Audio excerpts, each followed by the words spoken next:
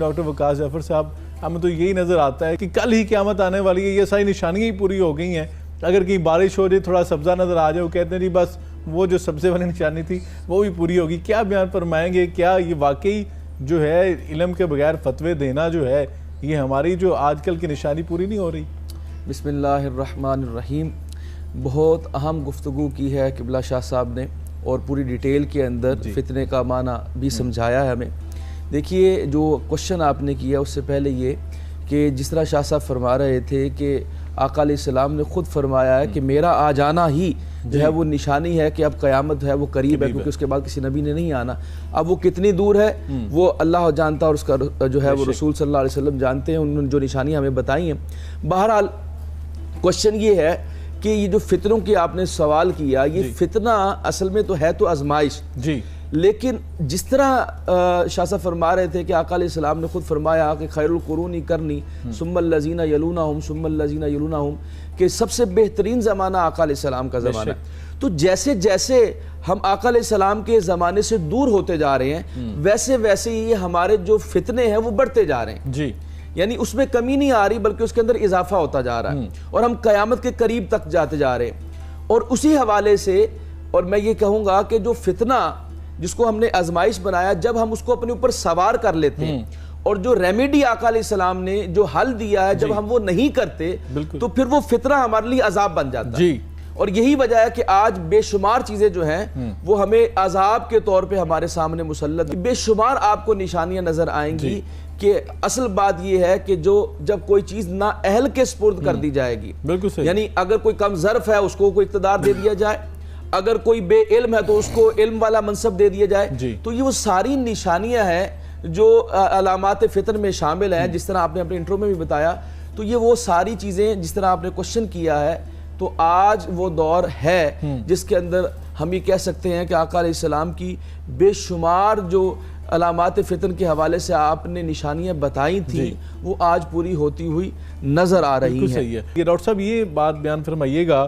کہ یہ بھی کہا گیا کہ آپ نے اپنی سرگرمیوں کو تحدید کرنا ہے، آپ نے اپنے آپ کو لیمٹ میں رکھنا ہے۔ اگر آپ دوڑے ہیں تو آپ کو چلنا ہوگا، اگر آپ کھڑے ہوئے تو بیٹھنا ہوگا۔ تو یہ حدیث بھی آتی ہے، اس کی کیا وضاحت ہے کہ کس طرح آپ نے اپنے آپ کو لیمٹ میں رکھنا ہے؟ کہ کیا آپ نے زندگی کے معاملات جلدی سے نہیں کرنے، یا کوئی اور اس سے مراد لیا جاتا ہے؟ دیکھیے، یہ دور فتن تو ہے، اور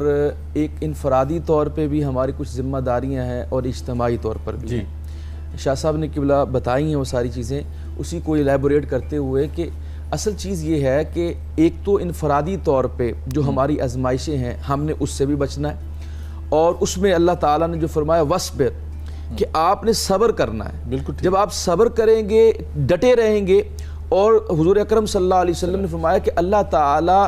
کسی قوم کو تباہ نہیں کرتا جب تک وہ اپنی اصلاح جاری رکھتی ہے۔ یعنی یہ ضروری نہیں کہ جو ہے وہ انسان جو ہے وہ بالکل ٹھیک ہو جائے، لیکن وہ یہ تہیہ کر لے کہ میں نے اپنے آپ کو بہتر کرنا ہے، میں نے اپنی اصلاح کرنی ہے، میں نے اپنے آپ کو اللہ اور اس کے رسول کے مطابق چلنے کی کوشش کرنی ہے۔ جب وہ اس تگ و دو میں لگا رہتا ہے، ڈٹا رہتا ہے، تو فتنے چاہے آتے رہتے ہیں، لیکن وہ انسان جو ہے اللہ تعالیٰ کی خوشنودی حاصل کر لیتا ہے، اور وہ ان تمام فتنوں سے محفوظ رہتا ہے۔ اسی لیے جس طرح ابھی ایک اور بھی آقا علیہ السلام نے علامت بتائی تھی کہ جو قتل کیا جا رہا ہوگا اس کو بھی نہیں معلوم ہوگا کہ میں قتل کیوں ہو رہا ہوں، اور جو قاتل ہوگا اس کو بھی نہیں معلوم ہوگا۔ ہمارے اخبارات اور ٹی وی چینل اسی چیز سے بھرے ہوئے، پتہ نہیں لگتا کہ معلوم نہیں۔ تو یہی دور فتن ہے کہ انسان کو معلوم ہی نہیں ہے، اور وہ قبلہ شاہ صاحب کی جو حدیث بیان فرمائی ہے کہ انسان صبح کافر ہوگا اور شام کو مومن ہوگا، رات کو مسلمان ہوگا، صبح کافر ہوگا، تو اس کی یہی بات ہے کہ اس کو معلوم ہی نہیں ہے۔ یعنی حضور اکرم صلی اللہ علیہ وسلم نے جو وضاحت فرمائی جس کی آپ نے انٹرو میں بتایا کہ اتنی تیزی کے ساتھ فتنے آئیں گے کہ وہ بالکل چھا جائیں گے، یعنی اندھیرا چھا جائے گا۔ اس کا مطلب ہے کہ جو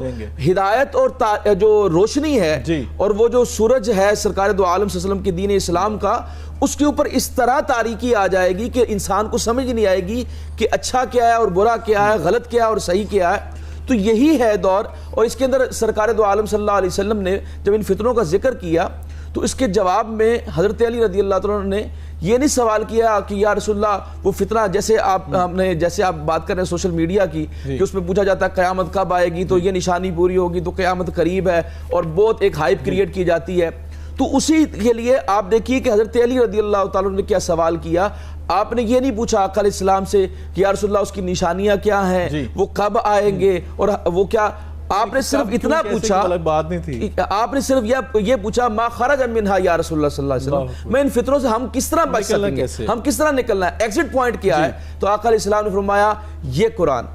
یہ اللہ کی کتاب, یہ حبل اللہ بھی ہے, یہ ہدایت بھی ہے, یہ سب کچھ ہے, اس کے ساتھ وابستہ ہو جانا ہے. یعنی حضور اکرم صلی اللہ علیہ وسلم نے انفرادی اور اجتماعی دونوں حوالوں سے یہ بتایا کہ جب تک آپ نظام اللہ کا نہیں لے کر آئیں گے, جب آپ اپنی زندگیوں میں اللہ تعالیٰ اور اس کے رسول صلی اللہ علیہ وسلم کے احکامات پہ عمل نہیں کریں گے, تب تک آپ فطروں میں مبتلا ہوتے رہیں گے. اور جیسے ہی آپ اپنا دامن وابستہ کر لیں گے قرآن پاک کے ساتھ, تو آٹومیٹکلی آپ فطروں سے محفوظ رہیں گے. بالکل صحیح.